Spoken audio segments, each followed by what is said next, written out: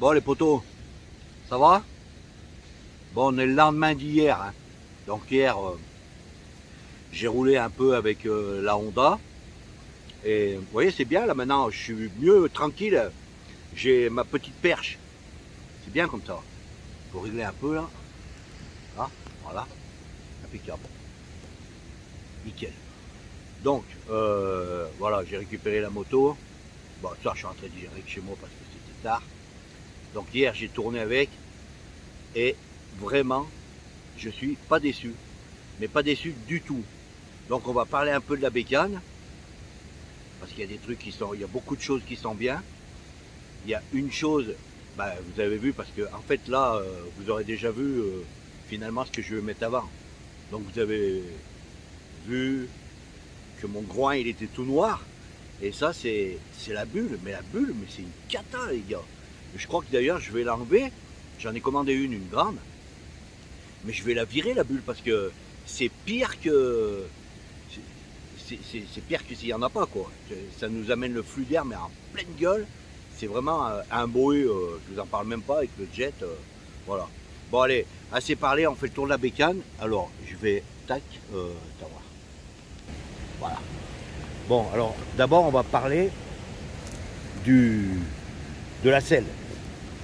Alors la selle, moi j'avais un peu regardé des commentaires. Bon je me rappelle plus celle que j'avais eue en 2014, mais on s'en fout, c'est du passé.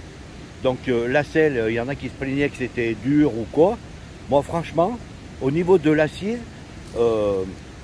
c'est nickel. C'est impeccable. Le petit dosseret derrière, il fait bien l'affaire. Ça, tu vois, ça nous maintient, c'est impeccable. Ça, c'est réglé. Après, qu'est-ce que je voulais parler de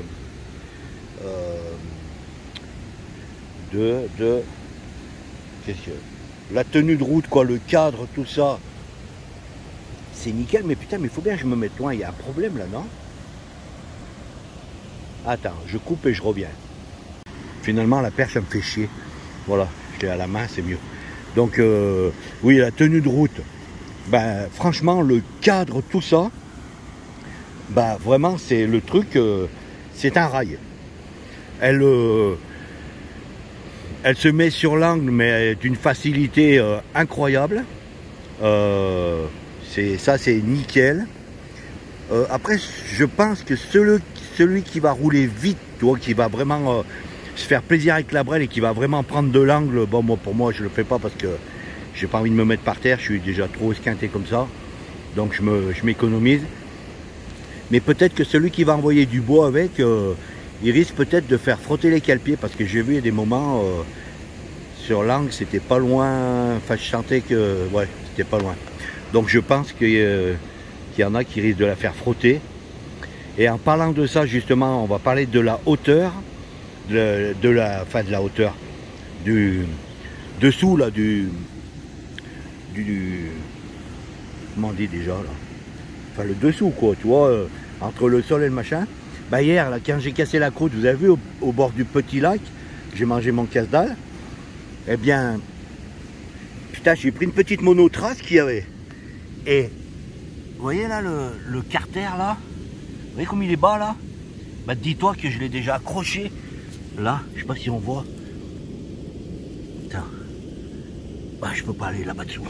Mais enfin bref, voilà, c'est accroché, je sais pas si on verra là, avec le pot dessous. Donc c'est vraiment très très bas. La moto elle est vraiment très très basse. Hein. Donc là, ça va être chaud. Bon, moi j'ai commandé un sabot en alu. Donc ça va être bien parce que bah, ça le protège jusqu'à l'arrière. Même le pied de l'amortisseur, ça le protège. C'est un sabot SW Motec. Avec ça, je serai tranquille. Mais bon, ça va me faire perdre encore... peut-être 4 ou 5 mm en garde au sol, voilà, c'est ce que je cherchais tout à l'heure, la garde au sol. Ça va me faire encore 4 ou 5 mm de moins, donc franchement là, c'est chaud. Je crois que le sabot, il va être vraiment raclé de chez raclé quand je vais sortir. Mais enfin bon, ça c'est pas grave. Après, les débattements de la fourche alors, et de l'amortisseur, Elle est un peu ferme la brelle, mais ça va quoi, je veux dire, c'est pas pire que ma RE, ma Royal Enfield, mon Interceptor quoi. Elle est ferme, mais bon, franchement c'est nickel. Par contre, à un moment donné, je suis passé dans une espèce de dodan ou je sais pas quoi, j'ai fait quand même talonner l'amortisseur. Donc je sais pas, je verrai après chez Honda. Je pense qu'il doit y avoir moyen de le régler là-bas dessous. Je me suis pas encore penché sur la question. Mais bon, ça, on verra plus tard. Après, qu'est-ce que je voulais? Le coffre, alors là, n'en parlons même pas. Le coffre, c'est de la bombe. C'est... le coffre, il est immense. Hein.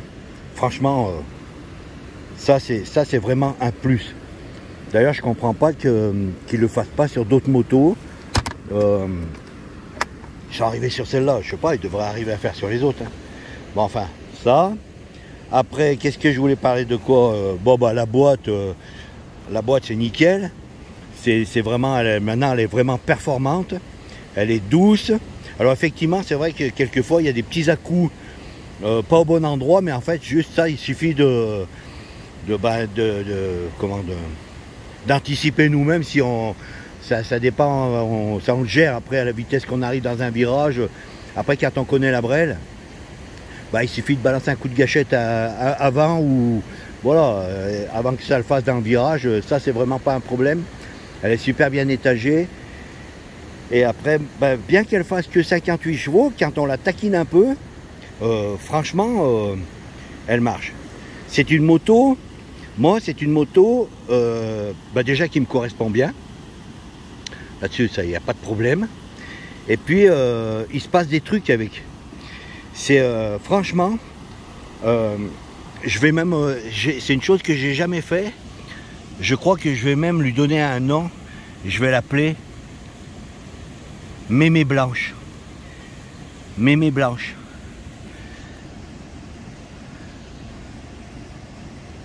Marche pas le bout. Voilà. Vous savez pourquoi Mémé Blanche en fait? Mémé Blanche, en fait, c'était ma grand-mère.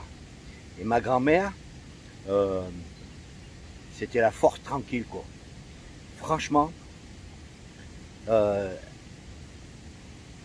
elle payait pas de mine comme ça, mais elle avait un de ses paquets de qualité. Et puis surtout, quand je dis c'était la force tranquille, elle s'arrêtait jamais. Elle faiblissait jamais. Et celle-là, là, la moto, c'est pareil. Moi, je me souviens quand j'étais merdeux, qu'on allait buter les pommes de terre. Moi, je partais comme un dératé avec ma pioche et tout. Je commençais à faire. Et puis 2 minutes après, j'étais pas arrivé au milieu de l'arrêt de pommes de terre, que j'étais déjà mort. Et ma grand-mère, elle m'enterrait. Putain, elle allait doucement, tout ça. Et elle faisait le chantier en fait. Après, moi, je m'asseyais, je la regardais faire parce que j'étais mort. Et elle s'arrêtait jamais, elle se fatiguait jamais. Bah, la moto, ça fait pareil. Et en plus, cette moto, elle se veut, je sais pas, elle se veut rassurante. Elle est plaisante, on se sent en sécurité. Franchement, il y a longtemps que je n'avais pas ressenti ça avec une moto. Je sais pas, elle est vraiment attachante, tu vois, même avec son côté un peu tristounet, tu vois, comme elle est faite, comme ça. Quoique je l'aime de mieux en mieux, hein, finalement, elle me plaît même bien comme ça en gris. Elle est belle quand même. Après, quand je vais l'équiper, tout ça, ça va être bien. Mais voilà, donc cette moto, je me suis attaché et j'ai pensé, bon, ça m'a fait penser à ma grand-mère, mais c'est con ce truc, hein. Ça m'a fait penser à ma grand-mère, donc la force tranquille, et puis ah oui, c'est ça aussi que je voulais dire. Et ma grand-mère, elle s'énervait jamais, jamais rien, tu vois, elle était très très posée, quoi, travailleuse, tout ça. Et puis, par contre, quand elle pétait un câble, un jour, je me rappelle, mon père, on était chez ma grand-mère, il a voulu nous mettre une raclée. Parce qu'on avait fait les cons, bien sûr. Mais là, on était chez ma grand-mère. Putain, et là, d'un coup, ma grand-mère, mais laisse tomber, je ne l'ai jamais vue comme ça. Elle nous a défendus. Elle a foutu mon père dehors. Pour pas qu'il nous touche. Eh ben, ça m'a fait penser à ma grand-mère. Ça m'a fait penser à la moto hier quand je roulais, justement. Quand tu roules avec comme ça, comme je disais, c'est la force tranquille, elle monte, bah, elle bronche pas, tu es à 2000. Entre 2 et 3000, quoi, elle fait le travail, tout ça. Je suis monté à la bonnette, vous avez vu. J'ai fait pas mal de cols, quoi. elle branche pas. Par contre, quand tu commences à lui chatouiller les narines là, ah mais laisse tomber, hein, ça devient une petite arme redoutable. Et après tu commences à jouer de la boîte dans les virages. Oh putain, putain, mais alors là par contre tu la reconnais plus quoi. Là c'est la force tranquille mais avec des watts quoi, tu vois. Même si elle fait pas beaucoup de chevaux. Franchement, je vous conseille les mecs. C'est vrai qu'il y en a, bon, il y en a pas mal qui m'ont dit, il y en a qui l'ont aimé, il y en a d'autres moins. Il y en a un qui m'a fait beurre, je me rappelle plus qui c'est parce que je retiens pas les noms. Va l'essayer chez Honda et après tu nous remets un message. Mais franchement, oh, la truc, elle est surprenante quoi. Franchement, c'est une moto, elle est vraiment surprenante. Putain, elle va durer 10 plombes la vidéo. Après, vite fait, je vous parle de la mise à l'angle d'un côté et de l'autre. Avec les jantes de 17. Attends, j'essaie de poser mon portable. Voilà. Avec les jantes de 17. Et tu as l'impression d'être sur un pivot comme ça là. Et ça se balance d'un côté à l'autre. Il n'y a aucun effort. Il n'y a rien à faire quoi. Les jantes de 17. Et c'est marrant, je disais sur la Transalp que si j'avais la Transalp, si j'avais 25 ans de moins, j'aurais mis 2 jantes de 17 et j'en aurais fait une super moto. Maintenant c'est mort, j'ai plus les capacités de ça. Mais finalement là je me retrouve avec les 2 jantes de 17 et j'ai retrouvé en montagne ce côté facile. Mais c'est franchement, mais putain, mais je suis scotché quoi. C'est après, alors attends, je coupe parce qu'il faut que je réfléchisse de quoi je voulais parler encore, sinon ça va durer 10 plombs. Ça y est, c'est revenu. C'est revenu, mais c'est déjà parti. Merde. C'est quoi je voulais dire? Ouais, il y avait 2 choses. La position debout. Putain, il y a 2 choses que je voulais dire, mais tu vois, j'en ai oublié une déjà. Bon, on va parler de la position debout. La position debout, c'est top. C'est incroyable. On roule comme sur un trail.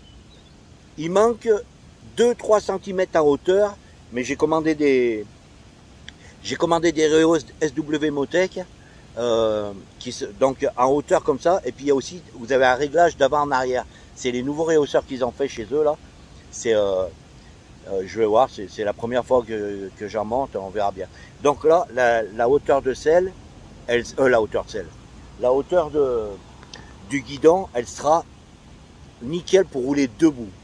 Et pendant que je suis là, pendant que j'y pense, ça y est, quand on est debout, comme moi j'ai plus de force dans les bras, si tu désaccélères ou t'accélères, enfin bref, il faut avoir la patate dans les bras, comme moi maintenant c'est de la, comment ça, on appelle ça, de la guimauve.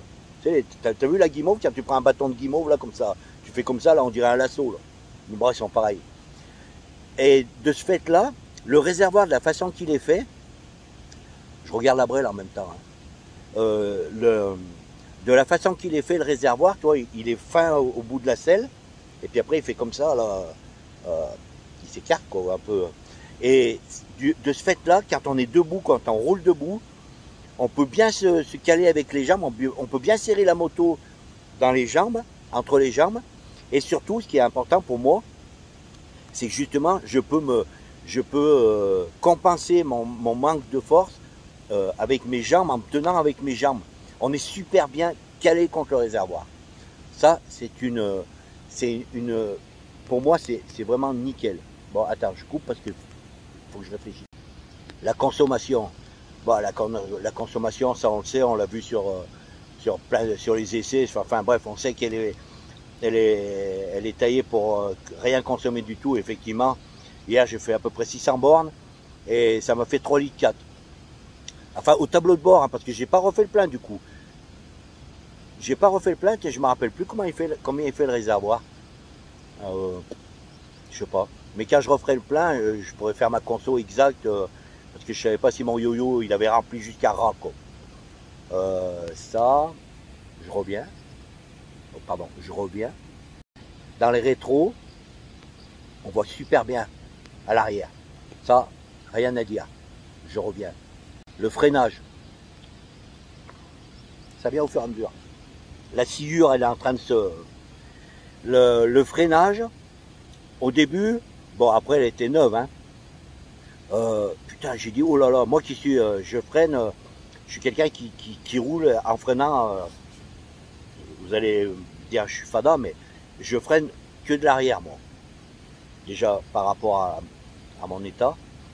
Et donc, voilà, je freine que de l'arrière, j'accélère, je freine même dans les virages, enfin bref, j'ai une conduite un peu chelou, mais bon, c'est comme ça. Quand j'ai pris au début, oh putain, j'ai dit, oh là là, il n'y a pas beaucoup de mordants à l'arrière. Après, bon, les plaquettes, elles étaient neuves, fallait les roder, tout ça. Mais par contre, l'avant, là, il y a du mordant. Dès que tu touches, tu vois, vraiment, ça freine. Et quand, au bout du compte, on couple les deux, ah bah, ça freine grave. Hein. Il faut coupler les deux, quoi. Coupler les deux. D'ailleurs, je crois que sur celle de 2014 que j'avais, il me semble, si mon souvenir est bon, qu'elle avait le frein arrière qui était couplé, mais je suis pas sûr, enfin bref. Voilà, mais bon, bref, peu importe, on s'en fout. Là, vraiment, quand on freine, avec l'avant et l'arrière, ça freine super bien. Mais ce qui est vraiment important, c'est le frein moteur de ce moteur. Parce que finalement, des freins, tu n'en as pas tellement besoin. Quand je suis redescendu de la bonnette hier, au départ, je suis descendu en standard, tranquille, tout ça. En montant, j'ai un peu essayé un petit peu tout. Tu vois, dans l'école que j'ai pris, j'ai essayé un petit peu tout, c'est pour voir à peu près. Mais finalement, en descente, quand ça descend vraiment pas mal tout ça, plutôt que de me mettre avec les palettes, tu vois, j'ai essayé en sport, elle a beaucoup de freins moteur, ça c'est nickel. Donc, peu importe, qu'on soit en sport, en automatique ou ce qu'on veut, on gère avec les palettes, bref, peu importe, le moteur, il est fabuleux. Ça, il retient bien, c'est nickel. Voilà, ça c'était l'histoire des freins. Qu'est-ce qu'il y avait encore? Je coupe. Bon, bah, j'ai beau réfléchir, après, voilà, j'arrive plus à me... Putain, j'avais plein de trucs à dire, mais... Ah oui, si, là, tiens, la position. Ah, la position, alors là, par contre, moi, je fais 1m76. Les pieds, c'est à plat, même les jambes un peu pliées. Et je vais peut-être même, comme elle est vraiment bas de la selle, je vais voir. Je vais déjà me renseigner pour voir, parce que je crois que, justement, il existe des biellettes pour l'amortisseur derrière, justement, pour la rehausser un peu. Ça ferait peut-être gagner un peu en garde au sol. Il faut que je me penche là-dessus. Mais comme j'ai de la marge avec la hauteur, peut-être que j'ai mon pote qui est sellier. À ce moment-là, je ferai peut-être rehausser un petit peu la selle de quelques centimètres, ce qui me permettra d'avoir encore plus de la jambe un peu dépliée par rapport au cale-pied. Tu vois, l'assise et les cale-pieds, on est super bien. Hein. On n'a pas les jambes trop pliées. Mais bon, si on peut gagner 2-3 cm pour les déplier un petit peu plus de 2-3 cm, c'est toujours ça, c'est toujours bon à prendre. Et puis voilà, donc la position, on est bien. Sur le guidon aussi, franchement, c'est bien. Quand j'aurai mes rehausses, comme j'ai dit tout à l'heure, ça sera plus haut, je le pencherai un petit peu vers moi, donc je serai mieux pour mes bras. Donc ça sera vraiment une bonne position. Voilà, bon bah après j'ai fait le tour. Donc c'est pour les explications de la moto. Et puis après, plus tard, quand je recevrai des pièces, bah, je vais l'équiper SW Motec. Moi je suis un fan de la marque, c'est de la bonne cam, on n'y revient pas. Tout ce que j'ai eu, j'ai fait des milliers de kilomètres avec leur matos. J'ai vendu les brels après, ça n'a jamais branché. Là j'ai ma sacoche de sel que j'ai sur la RE. Elle a je ne sais plus combien de cent. Elle a passé les 200 000, c'est sûr. J'en ai déjà parlé, elle a roulé dans le sel, enfin bref, dans tous les sens. Et puis le seul truc que j'ai eu le problème dessus, c'est qu'il y a une petite poche sur les côtés. Et je sais pas ce que j'avais foutu dedans. Et puis j'ai un peu trop forcé. Et, bah, je vais être honnête, hein, j'arrivais plus à l'ouvrir tellement j'avais bourré je sais pas quoi dedans. J'ai pris une pince et j'ai pété le petit truc, tu sais, qu'on tient dans la main pour tirer le petit levier, là, le petit truc. Mais autrement, si j'avais pas fait ça comme un bourrin, si j'avais réfléchi un peu avant de m'énerver dessus, bah, j'aurais pu l'ouvrir. Mais bon, voilà, c'est mon côté un peu sec, mais bon, c'est comme ça. Et puis voilà, donc je vais l'équiper SW Motec. Donc elle aura le sabot, les sacoches, pour vous donner une idée de ce que je vais la préparer. Hein. C'est donc le sabot, les sacoches, les rehausses, les crash bars, sur les crash bars, je remettrai les petites sacoches 8 litres pour mettre... Ah putain, voilà. Pour mettre donc ma combine mon blouson pantalon de pluie. Et surtout, où c'est que je suis content, c'est que je me retrouve avec des tubeless.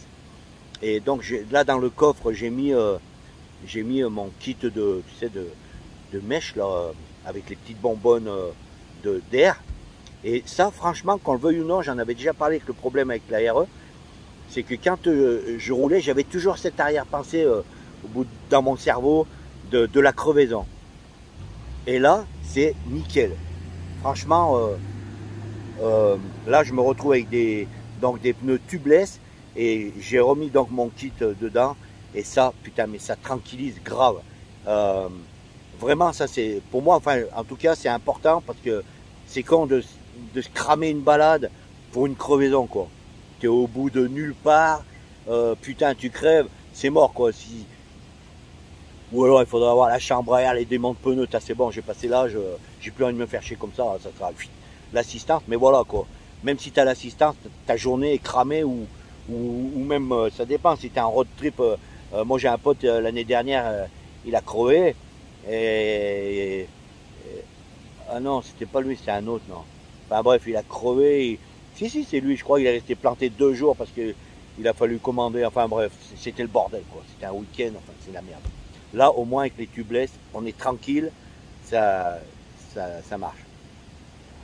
Je vais réfléchir. En fait, j'en étais sur les crash bars, donc le sabot, les sacoches, les réos. Je sais plus ce que j'ai commandé aussi, je crois, le truc pour la béquille, pour pas qu'elle s'enfonce, j'étais obligé de mettre une petite pierre, parce que c'est de la terre, et tu sais, le truc il est petit, et ça s'enfonce.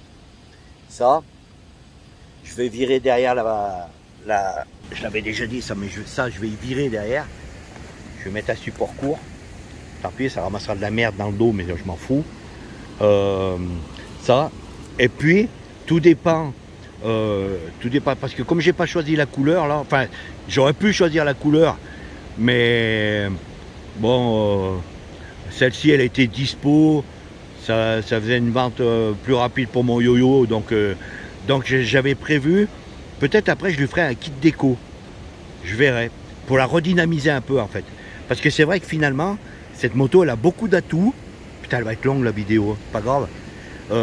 Cette moto elle a beaucoup d'atouts, mais en fait on peut pas s'imaginer quand on la voit. Mais enfin, je dis ça, mais putain, plus je la regarde, et finalement, plus je la trouve belle. Non, mais je pense que quand elle sera toute préparée, avec un bon petit kit déco, je pense qu'elle va être pas mal. Bon, écoutez, allez. Ah oui, tiens, la grille de radiateur, devant, là. J'ai commandé la grille de radiateur aussi. Ça va? Enfin bon, allez, on va pas y passer la journée. Je vous tiens au jus pour... Vous avez déjà à peu près mon ressenti sur la moto. Mais quand même, les gars, n'ayez pas trop d'a priori, ne la critiquez pas trop si vous ne l'avez pas essayé. Allez l'essayer et après on en reparle. Mais faites-moi plaisir. Faites-moi plaisir. Même si elle ne vous plaît pas, même si vous la trouvez moche, même si vous la trouvez molle. Bon, c'est vrai, elle est un peu molle. Mais il suffit de desserrer un peu la poignée et elle va vous montrer ce qu'elle sait faire quand même. Donc voilà, ça fait pas 160 chevaux. Mais pour sa catégorie, franchement. Alors allez l'essayer et après on en reparle. On en reparle, mais allez l'essayer. Vous allez peut-être même en acheter une. Bon allez, on termine là-dessus. Et puis à la prochaine, comme d'habitude. Ciao. Ah, j'allais partir. Et puis j'ai repensé à un truc. Cette moto, elle se veut rassurante et attachante. Franchement, c'est incroyable. Voilà, c'était les mots que je voulais dire sur la fin. Elle est attachante et rassurante. On se sent en sécurité avec elle. Comme avec ma grand-mère. J'étais en sécurité, moi, avec ma grand-mère. Je risquais rien. En sécurité. Bah, avec elle. C'est pour ça que ça m'a rappelé ma grand-mère. Et c'est pour ça que je vais l'appeler Mémé Blanche. Les mecs, ils vont se dire, mais l'autre, il est fou. Je vais marquer sur petit, enfin non, sur le plus grand pare-brise, je vais marquer Mémé Blanche. Je vais quand même pas mettre une photo de ma mémé, mais ma grand-mère, pardon. Mais, je l'ai aimé. mémé blanche. Efficace, rassurant, attachant. Ciao. Encore un autre qui me revient. Agilité, validé. Très bien. C'est pas non plus un trash, je veux dire, mais franchement, c'est vraiment acceptable. C'est nickel. Donc rayon de braquage, validé. Très bien encore. Maniabilité, validé. Oh là, putain, mais... Et j'en oublie, hein, j'en oublie. Allez l'essayer. Allez l'essayer. Très précise dans les virages. Quand elle est sur l'angle, elle y reste. C'est un truc de ouf. Mais vraiment, je suis surpris. Je suis surpris par sa tenue de route. Pas de... Ça bouge pas d'un millimètre. Quand je suis revenu à un moment donné, j'ai pris la route Napoléon. Ça... C'est des virages, des grands virages, tout ça. Mais, putain, mais elle est vraiment précise, hein, franchement. Allez l'essayer. Bon, j'ai encore pas mis la vidéo. Donc ça, je vais coller ce petit morceau là. Bah, vous l'avez déjà vu finalement la vidéo. Et là, c'était juste que je viens de prendre, j'ai fait une sortie là. Mais sous la pluie, mais une pluie. C'est un truc de fou ce qu'il a pu tomber là depuis hier soir. Là, ça vient de se calmer, ça vient de s'arrêter. Et donc, bah, ça fait un petit retour comme ça pour sous la pluie. Alors, sous la pluie, j'ai remarqué, bon, la bulle, elle est petite, donc elle envoie beaucoup de flotte là, mais il y a pas mal de flotte qui remontent un petit peu partout sur l'avant, comme ça. Et je crois que c'était le problème sur les NT et sur la Africa Twin, parce que mon neveu, il a une Africa Twin. Et il a mis ici, là, il a trouvé, je sais pas où, une espèce de bavette qui se met ici. Il avait trouvé ça pour son Africa Twin. Voilà. Autrement, bah, franchement, putain, je suis quand même super content encore. J'ai toujours pas changé d'avis. Elle a, je sais pas, 800 en passé, bientôt 900. Et je suis bien content quand même. Et puis j'ai eu un message là sur... qui me parlait de la suspension, je ne me rappelle plus comment c'est le nom, sur la suspension, la fourche, qu'elle n'était pas tellement bonne la fourche. C'est pas qu'elle est tellement bonne, c'est vrai qu'elle est ferme, c'est ce que j'avais dit déjà hier. C'est vrai qu'elle est ferme, mais elle est hyper précise, quoi. Après, bon, voilà, il y a un petit débattement. On ne peut pas non plus avoir un débattement comme sur un trail, hein, c'est clair. Mais la fourche, elle est dure, enfin elle est dure, elle est ferme, mais elle est hyper précise. Moi, je roule que dans du défoncé. Alors, je fais que des... Là j'ai fait 200 bornes, c'est 200 bornes de montagne et de défoncé. Mais franchement... moi, de temps en temps, je me repose le bras gauche, là, et même sur l'angle, quand c'est tout défoncé, que ça se coupe pas mal, bah, franchement, le train avant, il bouge pas. Hein. Alors, ferme, mais précis. Par contre, l'arrière, l'amortisseur, ouais, l'amortisseur derrière, il est faiblard. Hein. Bon, moi, après, j'ai dépassé le quintal, hein. Donc, voilà, quoi. Mais, voilà, l'arrière, à voir. Mais la fourche avant... Bah, ouais, ça va, ça le fait. Hein. Et la boîte aussi, quelqu'un m'a parlé de la boîte, que la boîte elle était merdique, tout ça. Mais en fait, bon, après, attention les gars, ça reste une boîte auto. Une boîte auto, c'est pas une boîte humaine. Hein. De temps en temps, il faut lui donner un coup de pouce. Si tu vois que, comme tu disais, là, à 40 à l'heure, je sais pas quoi, ça passe à rapport. Mais bah, tu le gères avant, toi, tout en restant en automatique. Enfin, moi, c'est ce que je fais. Hein. Pas mis 10 ans pour la comprendre la boîte. Hein. C'est en fait si on arrive, c'est vrai que si on attend, elle va faire un à-coup, et puis ça sera peut-être pas vraiment au bon moment. Mais si tu lui donnes un coup de pouce et surtout qu'en plus c'est super bien fait. Toi, tu peux vraiment pas bloquer la roue ou quoi que ce soit. Moi, j'ai essayé. Plus tu vas descendre les rapports. À une vitesse un peu élevée, et plus elle met un grand coup de gaz, tu vois, pour accompagner le... Non, mais franchement, moi je trouve que la boîte, elle est... Perso, hein, voilà, après c'est mon ressenti, hein. Chacun a le droit de de dire ce qu'il pense et comment il ressent le truc. Il n'y a pas de problème. Moi, je suis pas. Voilà. Après, comme j'ai dit, je suis pas quelqu'un d'exigeant. Moi, il faut vraiment que ça soit un gros problème, comme par exemple la bulle. Là, ouais, là, par contre, la bulle, tu vois, ça c'est un truc qui me fait chier. Mais après, voilà, tout le reste, honnêtement, et je pense que quand après on connaît bien la brêle, franchement, ça doit être un bon régal. Voilà. Bon, allez, c'était le mot de la fin. Allez, ciao. Et j'ai oublié. Putain, c'est pas possible ça. Et merci pour tous vos messages, pour tous ces abonnés, sans déconner, mais vous êtes maso les mecs. Plus les vidéos elles sont merdiques et plus vous abonnez. Ah, sans rire. Mais franchement, ça fait plaisir. Et puis, par contre, s'il y en a que je réponds pas aux messages, putain, j'ai tellement des messages, putain, ça met du temps pour répondre et tout ça. En plus, j'ai un petit problème quand même avec l'écriture, moi. Mais après, s'il y en a que j'ai zappé, m'en voulez pas. C'est pas que j'ai pas répondu, c'est que j'ai zappé. Parce que là, par exemple, j'ai un message, tiens, voilà.